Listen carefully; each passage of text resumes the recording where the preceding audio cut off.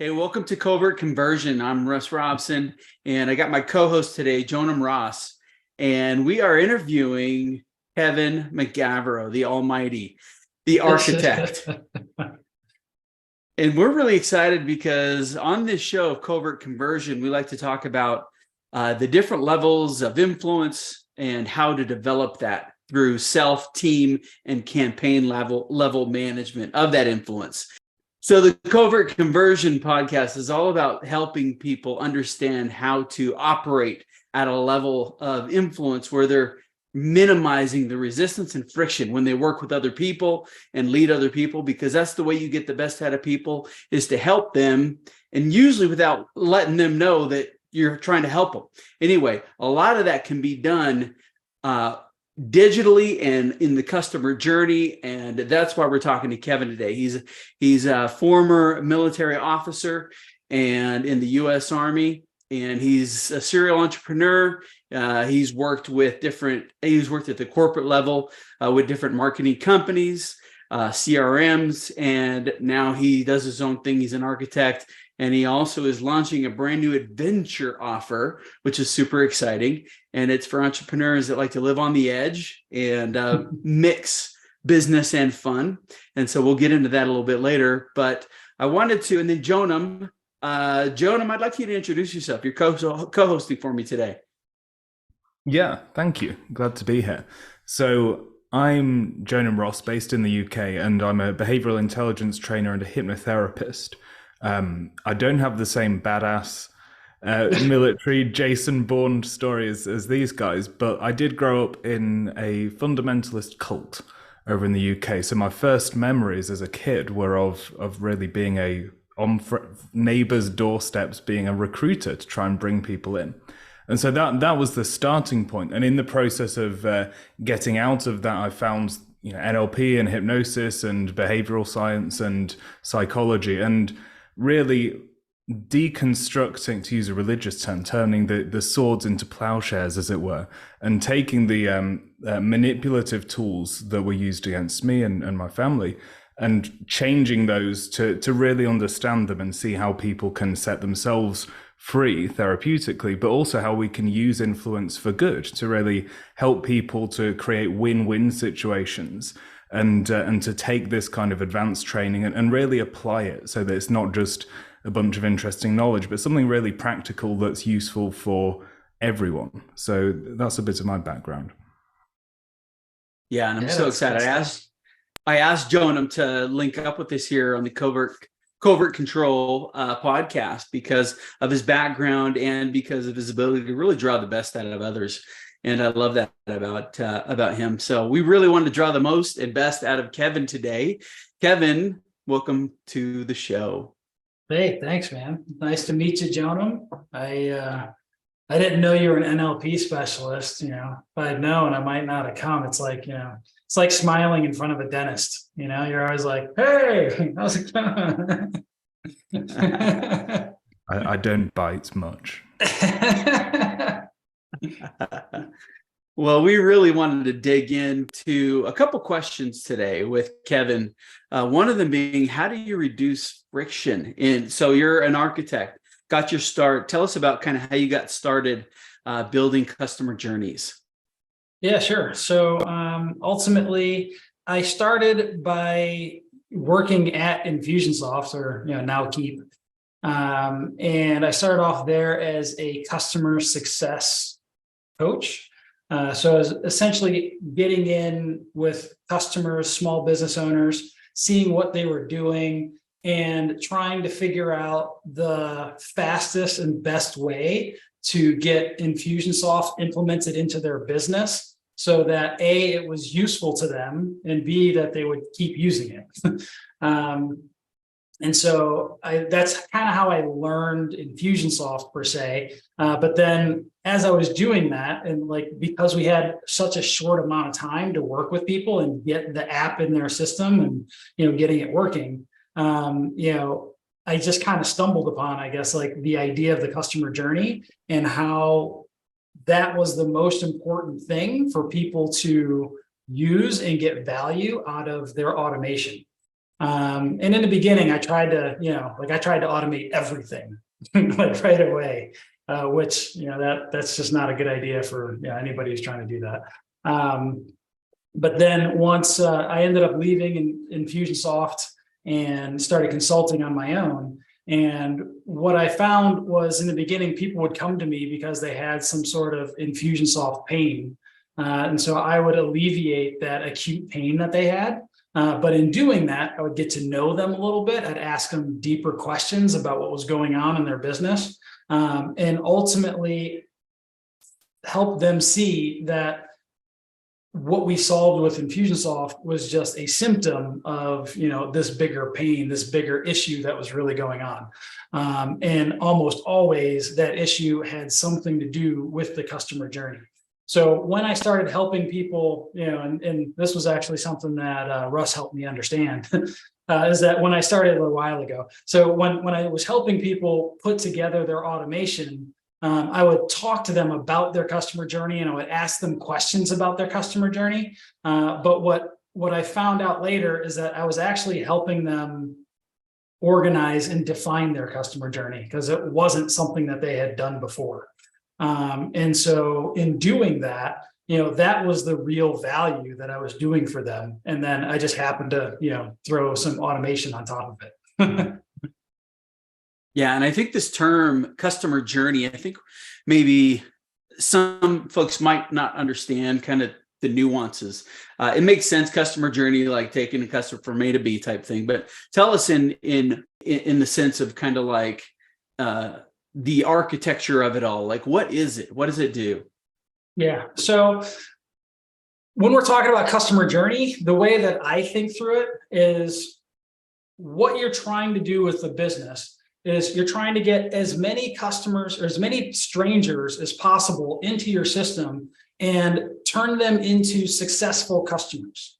So not only are you just trying to get people in and get them through your stuff, but like you want them to be successful with whatever your product or service is, right?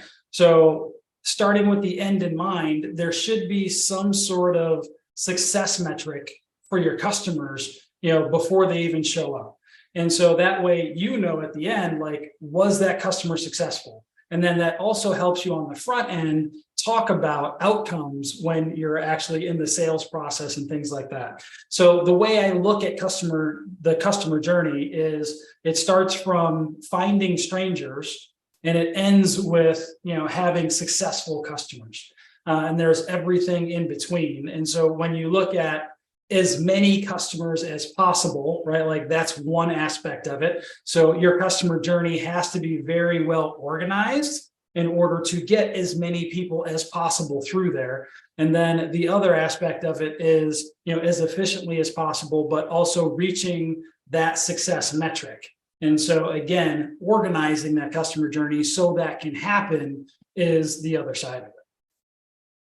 Just being organized, which is kind of funny because like I wouldn't have considered myself the most organized person in the world when I was younger, but but my wife is, very much an organized person. And not quite a minimalist, but I think she'd give any minimalist a run for their money. So like, my wife is from Italy, and when we kind of decided to get married and everything happened or whatever, she showed up. Like we decided that we were going to live here. We actually kind of debated like where we were going to live and how we were going to do it, whatever. We decided the US. And so when she came, she literally came with 2 suitcases.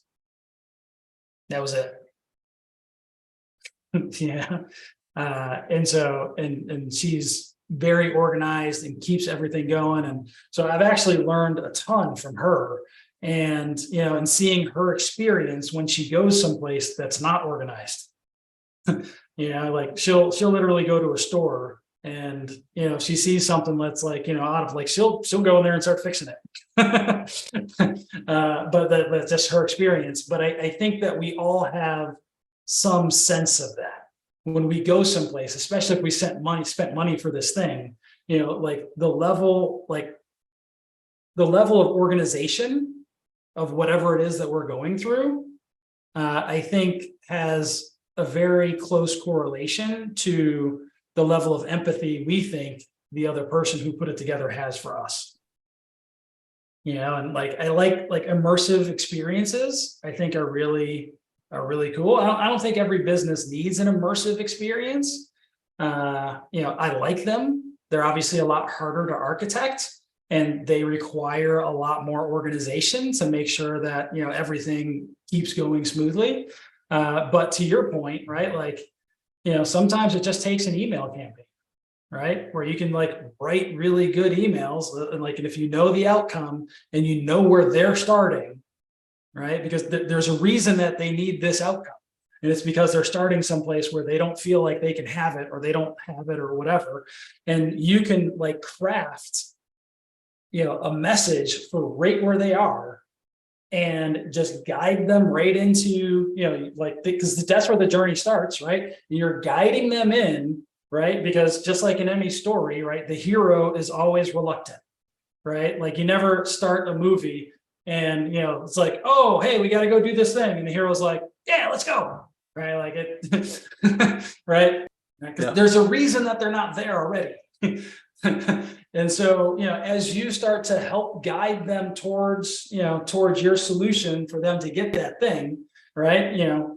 It could just be as simple as, I've read some of your emails, right? Your emails are phenomenal. And, they really, it's almost like an immersive, situation where they kind of read that email and they're like, this guy either lives inside my head or he really understands what I'm going through. And just by the fact that somebody can understand it that well automatically makes them feel like you have the solution to their problem. Yeah, I think that's definitely one of Rusty's superpowers, isn't it? It's this extreme, borderline spooky levels of empathy, and being able to just go into another person's viewpoint and probably express their issues and their internal dialogue better than they could explain it themselves. And it's just such a relief when you feel understood like that. It's oh my gosh, I just want to be around this person who finally understands me without me having to spell it all out to them. And I think that relief creates so much traction and attraction for these for the right people to connect and come further along the journey. Yeah, absolutely. And then when you pile on top of that, the idea that once they engage, everything just kind of makes sense and it's set up. And anything that doesn't make sense, there's clear signs, oh, go this way, oh, click here, take a left around the corner, right? There's just, everything is organized. Also it does lend itself a lot to the feeling that people get when it starts off with such an empathetic message. Yeah. And if somebody's like, I love that, because it really kind of gives the vantage point of, it's a map, right? And I know, Jonam, in NLP, it's the map is not always the terrain, right? But here it's what Kevin's doing is he's combining the map and the terrain in one, so that you can see ideally where that customer is going to start, where they're going to end up, and all the little pieces and cracks that you got to fill in between to get them, to help them go from A to B, so that us as entrepreneurs, as business owners, we don't have to hold their hand every step of the way, but we can kind of put ourselves into the systems, and so that the systems can do it. I always say it like this: it starts with labor, and then it goes systems, and then automations. And we always build offers like that, where, you got to get in, get your hands dirty, go through and work with and coach and help your client go from A to Z successfully. And then as they have needs, you work them through your process. As they have needs, you deliver the solutions or the tools to help solve those needs or the answers. And now as you go, you're mapping it all along the way. That way, next customer comes through, now you have a Google Doc and it's got the steps on it, and it takes them right through, and maybe some Loom videos. And then after that, now what Kevin has done and does is he's long and super just, I would say complicated. I just say thorough systems that incorporate the delays, the timers, the sequences, just everything to make it like this awesome experience. Because the idea, I heard this from Brad Martineau one time, the idea isn't just to automate for automation's sake, but it's to create an experience. Tell us about that experience. What are we trying to do? And if someone's just getting started, like, how do they map out this experience? Yeah, so there's the experience, and then like just the reason for doing things. And I really like the analogy that you just kind of brought out, like the difference between the map and the terrain, right? Because it's really easy to look at a map, plot out a course, and say that's where we're going. But then when you're on the terrain and you're doing things, like on the map, you saw that the contour lines were close in this spot, but you didn't expect to see a cliff. Right. And so now you've got like some different decisions to make. And so when you're going through your customer journey, it's one thing to just kind of like map it out and kind of talk about, this is what we're going to do. But when you really sit down and start, talking, like when I start talking about what's going on and why we're doing those things in each individual spot, then it forces people to really start making some decisions. A lot of times there are decisions that they kind of knew that they needed to make. And other times there are decisions that, they just never thought of, things that they never thought of. They're like, what? Yeah, I would have never thought to do that. But it's a really tough decision now that they kind of have to make. And a lot of it has to do with, what I call like the 5 1s. And I can't take credit for that. It actually comes from a guy named Clay Collins. And, it comes down to being able to choose one customer from one target market, or one product, one target market. Now I'm on the spot, so I'm having a hard time remembering them all, but one product, one target market, from one traffic source. And there's another one in there too. The 5th one is doing that for a year. And I'm sure I'll think about it here in a second. I've written it down like a million times. But ultimately, a lot of times people just aren't thinking about that. So like they'll get to the end of what they're doing and they'll have like 2 calls to action or 3 calls to action. Or, they've got this product, but then they've got several other products. And, a lot of times, like I had one guy who was he was a video coach for assisted living facilities. Okay. And so basically he helped them create marketing videos for what they were doing. And, he had them come in, they paid a monthly fee, and they got on a coaching call, like a group coaching call with him. And he had a bunch of them. But then he also had these other products that he had. And, and it turned out that people would get confused. They weren't sure like which product they should buy next, or which one of his courses, or, how to go through his stuff. And, so it was interesting that his own courses were competing with each other. Right. And again, it comes down to the fact that his customer journey wasn't really planned out well. So when I started asking him, like, what do these courses do? How does this work? Eventually we figured out like it was just better to kind of put all of his stuff together and actually create a course like where everyone would go through the same thing. The other thing that we were able to do in that was figure out like where the big bottlenecks were in his process.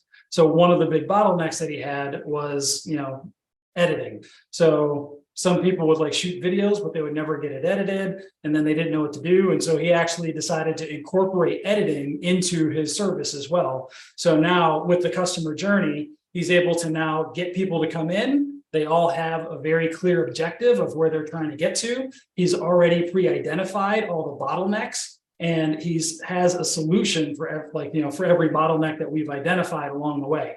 So when we're talking about an experience, like those are the types of things that, kind of happen behind the scenes. And some of them are things that you wouldn't think about. So like for him, he never thought about the idea of actually incorporating the editing into his own service.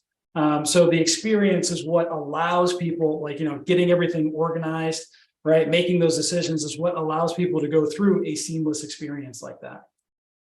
Yeah, and that's huge, because that's when I'm talking about like the labor systems automation approach that we use. It's like he never would have known. He could have built out this massive course without uncovering the bottlenecks, and maybe the fact that like it was holding up so many people in the editing process that that all of a sudden, like once it's like that quote from Mike Tyson, like everyone's got a plan until they get punched in the face. Yeah. Well, everyone's got a course until it hits your customer right in the face. And all of a sudden they're like, I don't know what to do with this. And it's not really helping me get like the result I'm looking for. And so as you do that, scale through that experience, as you called it, the labor, systems, and automation. With the labor, you see where the bottlenecks are.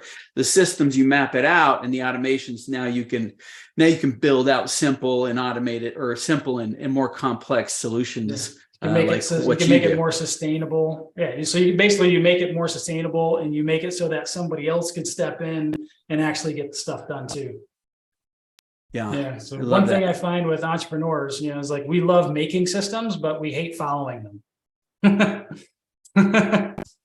But I'm so creative. I gotta have my creative juices. I gotta be able to be creative. Yeah. No, I feel very called out. You feel what? I feel very called out by that. So true. When you talk about journeys, the thing that pops into my head is travel in general. I love traveling, and I was thinking how, let's say if I were to fly over to the States, that's a journey, right? But if I'm flying economy or coach class versus first class or business class, they're completely different experiences. So what would you say, either of you, are the most important things to make the customer journey, not only get them from A to B, but to make the experience of the journey itself such as that they, rave about it, love it, and that they're loyal customers and recommend you to their friends? I think it really depends on what your product is, right? So there are different products that kind of need a different customer experience. So, if you're running an agency, the results that you get for the customer are going to be way more important than, the fact that, you had gluten-free chips at the, a venue when they came to see you, right? And so it really depends on who your customer is and what the successful outcome is. So, like, depending on, what kind of, some people are, very much into, like high-end, high-class things, and they want to have, all those things, right? And if that's the kind of product that you're delivering, then, that the success metric is definitely going to be wrapped around, like, all right, what was their experience when it came to all of these high-class things? But if you're trying to, like I say a lot about websites, in the end, it doesn't really matter what your website looks like. It doesn't matter if you like it. It really doesn't matter if your customers like it. The only thing that really matters in the end is, do people take action when they show up to the website, right? But again, like if I'm running a Rolls-Royce company, well then, like, what my website look like does actually matter, right? Yeah, and I've worked with different coaches and authors that really had an eye for design, and so their thing was design, and that was just baked into what they did. Whereas others were more mechanical and more focused on kind of the process, and so they led with their process. And I think the big thing I've seen is that exactly what Kevin said, is that when they get to the web page, does it speak to them? And does it really initiate and get them to take action? Because they're like, man, how does Kevin know what I'm thinking right now? How did he know I needed this right here, right now? And I gotta have it. I gotta have it. So yeah, that the design of it, if that's your thing, do it. And I've also seen that, like, at different levels, the branding experience is going to change. Like a six-figure bit company is going to have a different look than a 7 or 8 figure company. And so your branding levels will change, and you'll just have to invest more as you grow to match where you're at. But yeah, you have anything else on that? Yeah, I mean, I would add a couple more things to that, because sometimes it really doesn't matter, right? Like Craigslist, that's like almost $1 billion company, and they haven't updated since 1982, right? So like in the end, it really all of that, like what the experience looks like is 100% dictated by what is the success outcome at the end of the customer journey, right? So in some cases, the success outcome is that, the person had a flawless experience on your yacht, okay? And other times the successful outcome is that, somebody got from point A to point B, and it was like, going through the Mexican Baja in like some Baja runner, right? And they're just like, they're expecting to be flown and thrown all over the place. So, it really depends on what that successful outcome is. It's great. Yeah, results based. I'm interested to know when you start with somebody, kind of. I think you have your systems lab, and you also have your adventure offer, and you've got a few different ways people can work with you here. What is the process like that you take people through when you're getting them started to take them through your particular journey? Yep. So like I said, a lot of people come to me because they have some acute pain, right? And so usually I try to handle that acute pain first, but the way that I go about handling that acute pain ultimately gives me all the information that I need to kind of see the bigger picture and then help them through the bigger picture of what they're trying to of organizing that customer journey. And so I'll usually ask them, like, what kind of business are you in? What is the successful outcome for a person that comes through this? And then I'll get qualified, because they'll usually have something to say that's very general. And so then I'll ask them a bunch of qualifying or clarifying questions about like what success means over here. And I'll say, okay, so like if they got this, this, and this, but they didn't have that's okay. And they either say yes or no, and we just kind of keep going. So I learn a lot more about that. And then I start asking about the front side, because usually when they come to me, the pain is on the front side. And so I say, okay, great. Where are your customers coming from right now? And they'll give me a list of things. I'll say, okay, which one is the biggest? Where are most of your customers out of all those things coming from? And they'll kind of tell me where most of the customers are coming from. And then I just ask them like just the very simple, basic questions of how do they get there? What do they do after that? Then what happens? What's the next step, right? And I just kind of walk through exactly what they're doing. And then I'll ask different questions along the way. So for example, I say, okay, so it sounds like most of your customers come from, this type of activity, a live event. They come from your website. And then when they fill out the form, they get this thing. Okay. And then once they get that thing, then they either A, they purchase, or B, you start following up with them. How are you currently following up with them? And I'll just kind of go down that path and then say, all right, great. Then if they do this, how do they get there? And if they get there, how do they know like which way to go? If it's, this one or that one, because usually there's some options in there. And so, and then I say, okay, well, all right, how many people make that choice? Which do they usually go here? Or they usually go there?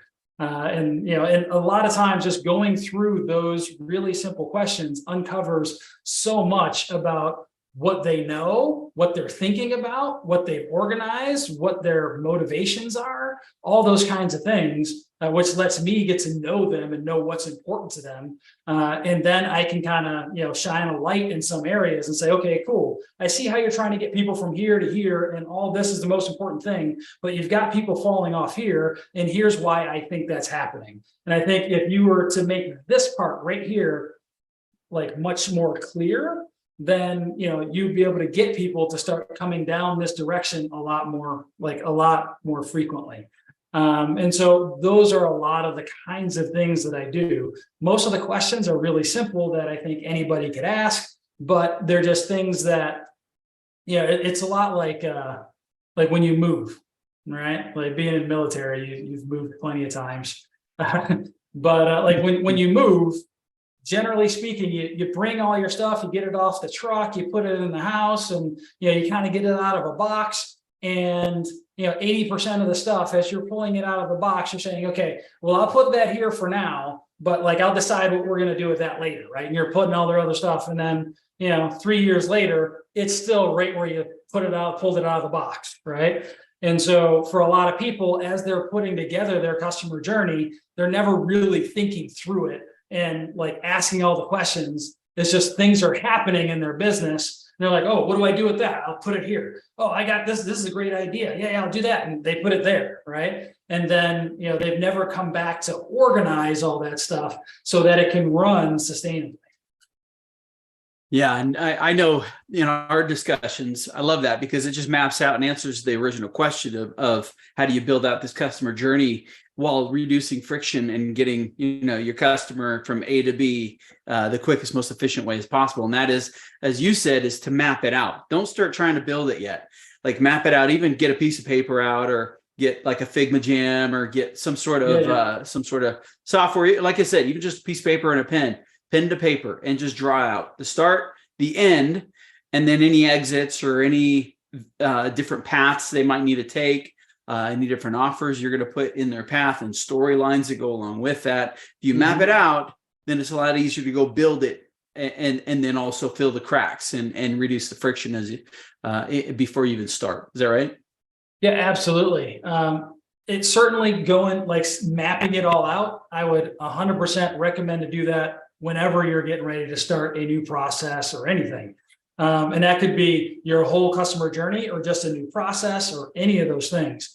But then on top of that, I think it's also a really good idea to, talk to somebody about it, like walk through it with somebody, just to see if there's like little things that you're missing. Because, again, like it's really easy to put something together and then you're like, all right, and they're going to have two options. They can have this or that. And then they go through, but then you talk to somebody else and you're like, well, why would you give them two options?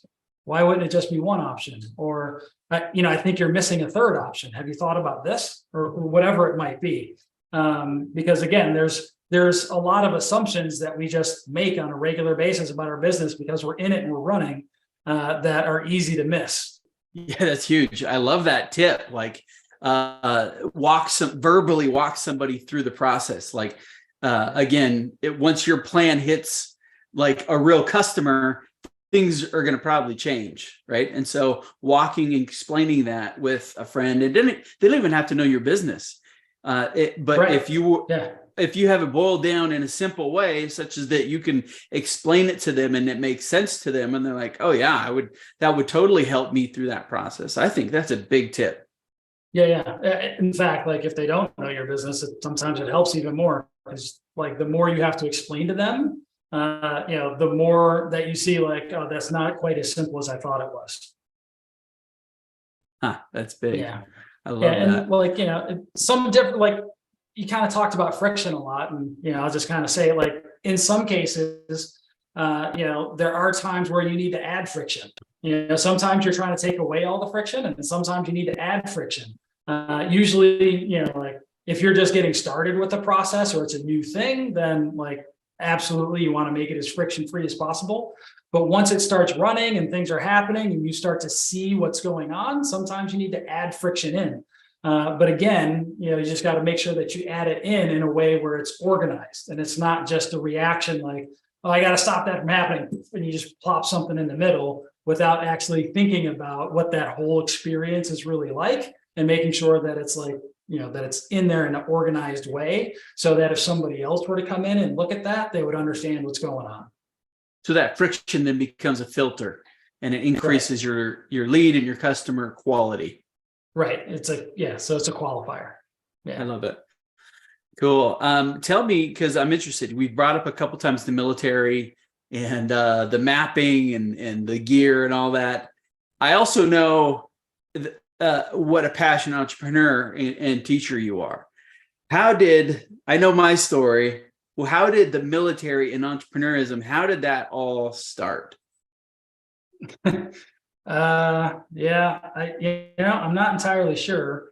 The military, I straight out of high school, I went to West Point, and so I was 18, 19 years old, and and I was making decisions for the rest of my life when I was 18, which I still am not sure that's a great idea for anybody to do. And so, my older brother had actually gone to West Point. And so that's how I even knew about, like the place at all.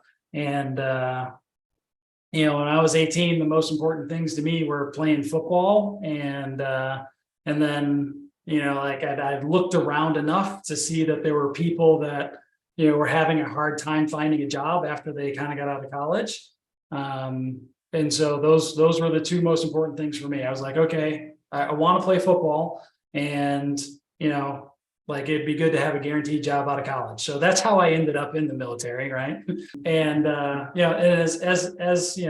as life happens, I got to West Point and, joined the football team. And in the very first scrimmage that we had, I blew out my knee, and that was the end of my football career. So that was exciting. But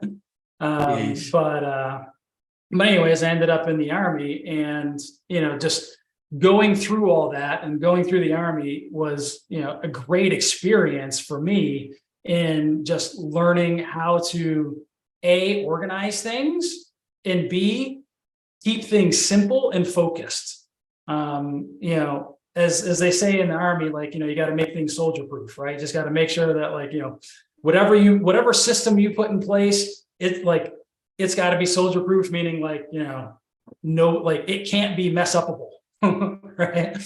And when you think about all the things the Army does, it's amazing, from chefs to doctors to infantrymen to the most sophisticated tanks in the world to some of the most sophisticated helicopters in the world, to the fact that the Army actually has more boats than the Navy.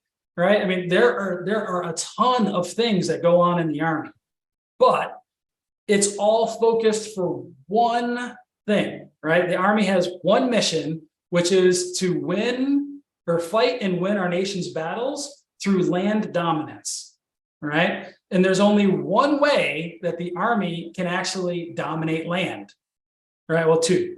There's only two ways that the Army can dominate land, and that is through the infantry and armor, right? So you can't like control and dominate land with a helicopter or a plane or artillery or anything else. The only thing that you can hold land with is the armor and the infantry. So everything else in the Army, from the JAG to the chefs, to the doctors, to everything else, is all there in support of the infantry and the armor, right? And I was an artillery guy, so like, that's what we did. We supported the infantry and the armor. And so the idea that they could focus such a huge organization all around one mission and supporting that one thing is exactly the same thing that, we need to do as business owners, is like say, okay, here is that success metric. How do we organize everything else that we're doing so that we can get this customer to that success metric?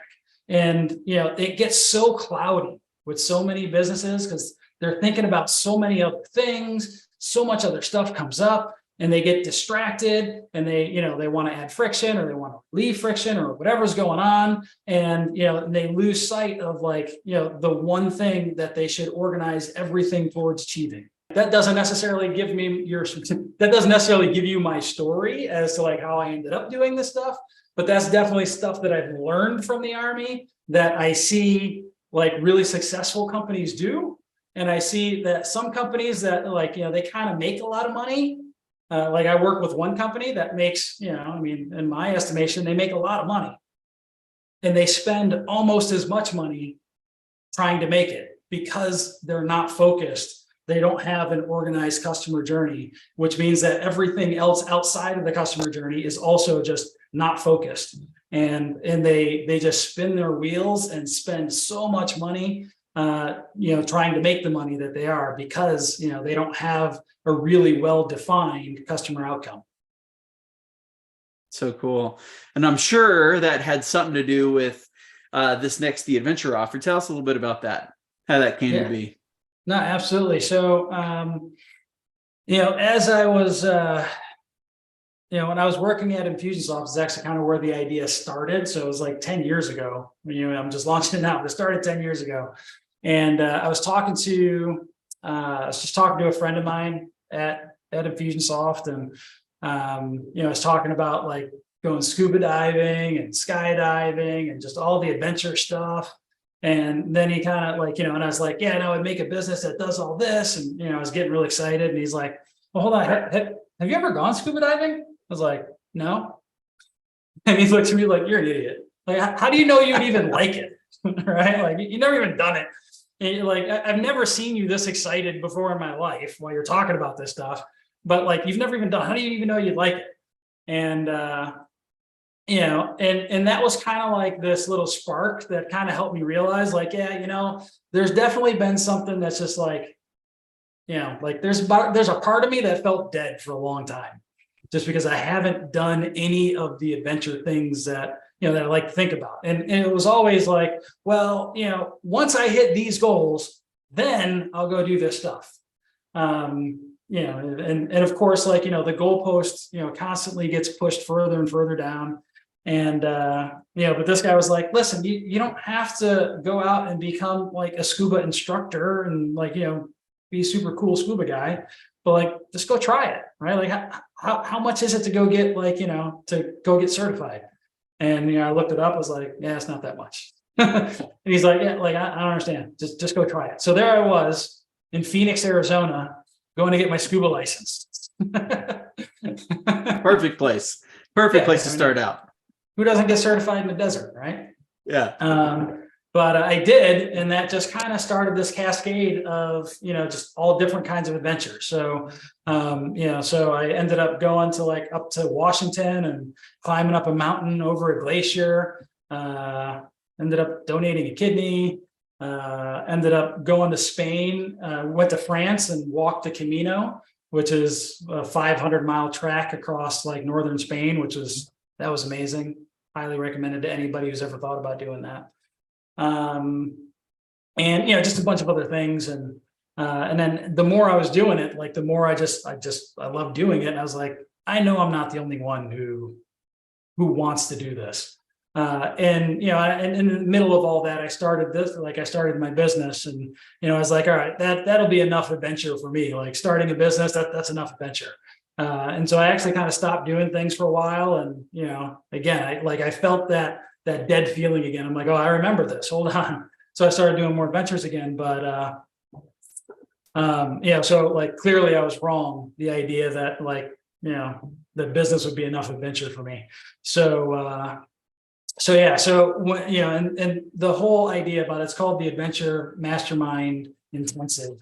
And the whole point of it is that, it's a lot of fun, of course. I love doing these adventure kind of things or whatever. But whenever I go and do an adventure, it opens you up in a certain way where, you get out of your day-to-day routine and you see a new perspective of things.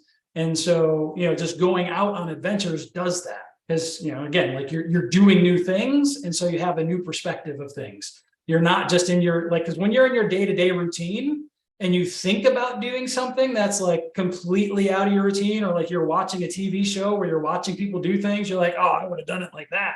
Right. It's super easy to say those things and, think those things when you're sitting on your couch watching it. Right. But when you actually go out and you start doing things, then, you don't have the same perspective as when you're sitting on your couch, and, you see things in a completely different way. And so what the Adventure Mastermind Intensive does is it gets people out doing some, on the very edge of your physical comfort zone kind of things, and get you looking at a different perspective.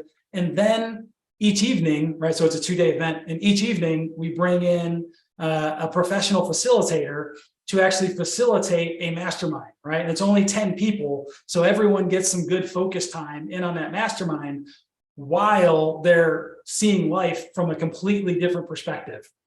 And, it gives them like some new tools, because again, they're like getting super intimate with these new people that they've just gone through and done all the stuff with. And it gives them some new tools to be able to deal with emotional risk, right?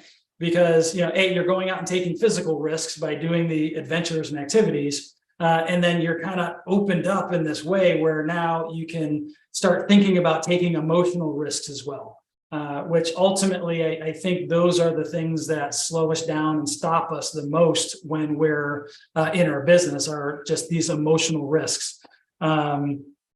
So those are the biggest things. And because a lot of that is emotional, when people come into like a mastermind like this, like they come in and they're like, okay, here's the thing that I'm struggling with. Here's the thing that I want to talk about in the mastermind.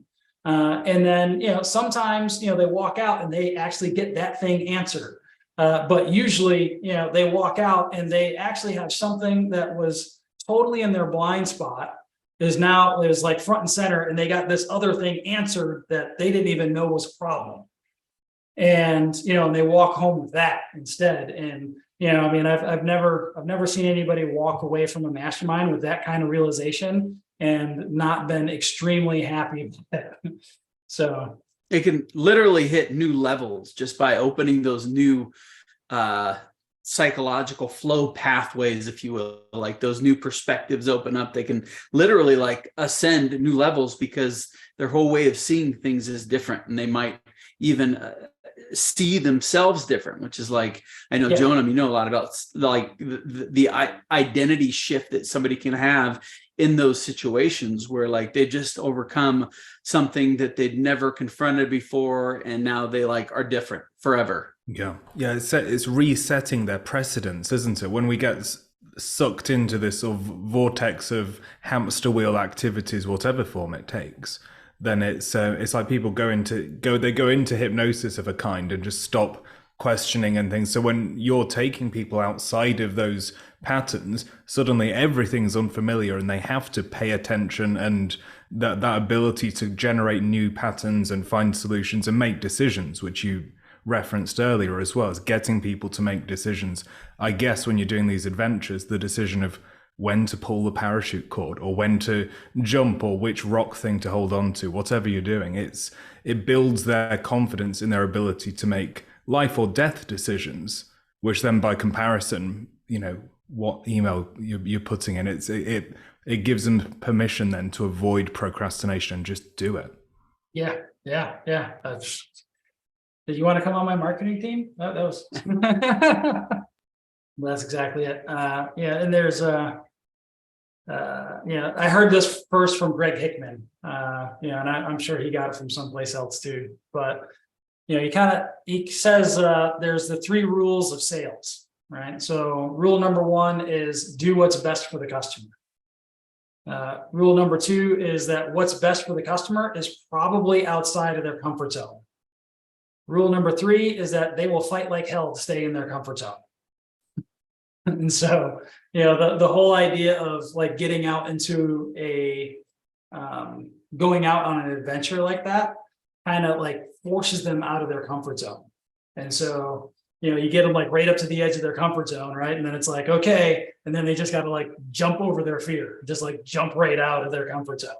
And it's like Jonam was saying, like it opens you up, it wakes something up inside. And it puts you in a new position to be able to see things. So yeah. Well, what's really cool about it is that by taking people through these experiences, you're giving them these huge boosts that, like, neurologically, they're getting a boost in dopamine, in testosterone, these like victory chemicals inside of them. And then that cross-pollinates across into these areas where it's like, yeah, I can do it. I've just done something 10 times harder, and so the self-belief and the self-image is being shifted, which then, and you spoke about having that part that felt dead, and then you go on the adventures and it brings it back to life again. And that, have you found that the more you're able to engage with this adventurous side of yourself, that's also sent a ripple effect throughout your life, not just business, but across the board? I would say that it has for me, for sure. There's definitely things just like within my family, or just in the way that I interact socially or whatever, that I tended to be a lot more guarded, I guess. And, like now I'm far more likely to, be vulnerable and just open and, say things or, whatever it might be. So those are definitely some of the things that I've noticed that have changed for me since I've started, going out and doing these adventures. And like you said, like the whole idea of risk taking, I'm certainly, again, back to the guarded thing, before I was very much, very conservative, only willing to do so much, like, I don't know, it's a little too far. But, now like I see that I'm certainly willing to reach a lot further than I was before. How do you choose which adventures to take people on? Is it like specific to each person? Do you just have themes that you're working through? How do you match that up? Yeah. So right now, I've got it set up to where I've got three, like the event is kind of set in stone, right? So we bring 10 people in, and there are three major adventures that we do over a 2-day period. And the way that it's set up is like we have like a big Airbnb, and we all are kind of staying at the same place. And when they get there in the evening, like that first evening, they all have a couple, like they all get a puzzle of some sort, right? So something like this, right? Where you kind of got to figure out like how to get the stick out. Except there's like a little message inside the bottle, and so they've got to get the message out of the bottle. And it's like 1/10 of a message. And so they all kind of work. So everyone kind of like figures out their puzzle, right? And then, they get all their clues, and they kind of got to put all the clues together and figure out like what the bigger message is. And the bigger message says, hey, like, tomorrow at this time, go here, right? It kind of gives them some coordinates of where they need to go. But they have no idea what's going to happen when they get there. And so they show up, and like, once they get there, maybe there might be some of the places have a sign, some of them don't. So the ones that with the sign, they're kind of like, oh, that's what we're going to do. The ones that don't, like, they don't know what they're going to do until like, the person actually comes out and meets them and tells them what's going to happen. So they don't have a lot of time to prepare for what's going to happen. And that's a big part of, like what makes it really interesting. So that kind of answers the question. So right now, all the events are static, right? So they're the same ones each time, but they don't know what it's going to be until they get there. But as we start to grow, and we kind of work out all the kinks, and we kind of have everything kind of smoothed out, then my plan is to start building more adventures in different places, like around the country and eventually around the world. Since we're here talking, I'll kind of tell you like something like it's kind of like on my bucket list. So in the US, we have a trail called the Appalachian Trail that starts in Maine and ends in Georgia. And it's always been kind of like something I wanted to do, but it takes like 6 months to do it if you're just going to like get out there and walk straight through. And so there's a company out there called Highlander, which is really kind of interesting. And so like what they do is they have like a hike that's based on like it's about 100-mile hike. And the 100 miles, they got to do it in 5 days, or you can do like shorter distances in fewer days. But the way they have it set up is like it's mostly on a loop. And so like when you get to the end, it's essentially like a big party, right? You don't have to worry about food or anything like that. They got live music. They got like a yoga section where people are stretching after they've done all the stuff. And, it's like a really cool event.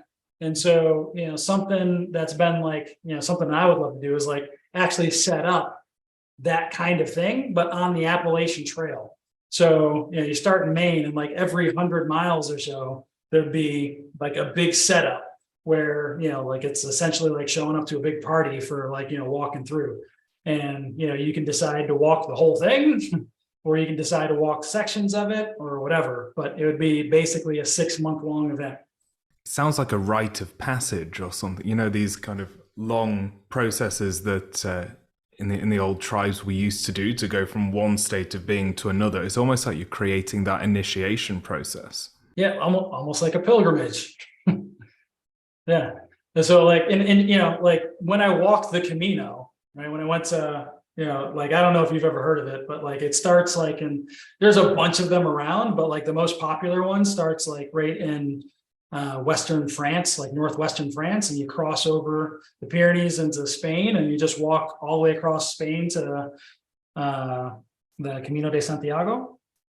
And it's a pilgrimage, and it's actually state sponsored, which is kind of cool. So they have like a ton of little hostels all along the way, and you know there's just thousands of people on any given moment just walking this path. And you know, and I was like, man, it would be amazing if there was like an American version of this somehow, somewhere. And you know, if I can help create that kind of pilgrimage, I'll do it absolutely. So many correlations, right? So many correlations between customer journeys and I've said it, but between customer journeys and pilgrimages, as you call it, and these initiations and rites of passage. I was also thinking with the little message in a bottle, I was thinking like an escape room and how that's kind of a journey. And when you're taking people through your business journey, keeping things interesting and engaging, and to a point where they just forget they're in an email sequence, or they forget they're in a funnel, or they forget that they're in a course or program, and now they just are in it, and just they're learning, applying, transforming. It's like this whole experience of becoming something different. And being able to architect that out, like I can see the parallels in your life and in your business. Thanks. Yeah. And you know, more than becoming something different, I think it's more of a, you know, I think that like, I don't think that we really transform per se. I think we just kind of like just chip stuff off. You know, we're just like chipping things off as we go along, and you know, we just start becoming more ourselves as we quote unquote grow. I love, and if we were to like start from, we're kind of in where we started, I'd take it back to like really that the most exciting point for me was just understanding how this idea of a journey and an experience, how it just runs throughout business and throughout like that awakening, that whatever it is, that passion that awakens us, that kind of like picks us up and keeps driving us to go from where we started to where we want to end up and where we are today, right? Like that journey is such an important thing. And if we, I think, intentionally sit down and map that out in our business and in our life, even with goals and all that, man, we're going to be better off. Yeah, no doubt. You know, like your business will be much better off, more efficient, more profitable. Yeah, I mean, like so many things. This has been awesome. I've learned a lot, and I want to sign up for these adventure mastermind intensives, because I'm like, yeah, I can imagine the passion and the excitement that injects into you as a person, which can then, like, you're bringing that with you back home to business, friendships, just to your local community even. So it's, especially after the past few years of people being locked up like chicken coop style, I think a lot of us still need to blow the cobwebs out and just get that out of our system and get back on track to actually live life fully. So I'm excited to follow you and see how it unfolds. Yeah, thanks. Yeah. I mean, like you said, being cooped up all the time is kind of tough. Another thing that I like about the masterminds is, you know, like you can go to any seminar, right? And like, you know, coming back from the seminar, you're usually pretty pumped up, like, yeah, all right, let's go. You know, and like you take that back and you do actually bring that back to your family or your community. And, you know, sometimes you might feel like it wears off or whatever, but you certainly are bringing something back. But I think when you go on an adventure, you know, the fact that you're actually doing something, I think it makes a huge difference. And I think it allows you to bring a lot more back with you. And I think it sticks with you a lot longer too. Yeah. So how can folks engage and kind of get get some more insights from you and what you're doing. Yeah, sure. So I'm easy to find on LinkedIn. Just Kevin Mogavero on LinkedIn. That's a real easy way to get a hold of me, get in touch with me. You can also go to letsgoami.com. That's where you can find out about the Adventure Mastermind Intensive. So yeah, either one of those are, great, easy ways to find me. Well, it certainly has been a pleasure having you, Kevin, today, as well as Jonam. Thanks for joining me today on Covert Control. We're super excited. Thanks for watching and taking the time today to join our jam session here, and super excited for the next one. Take care, guys. Bye.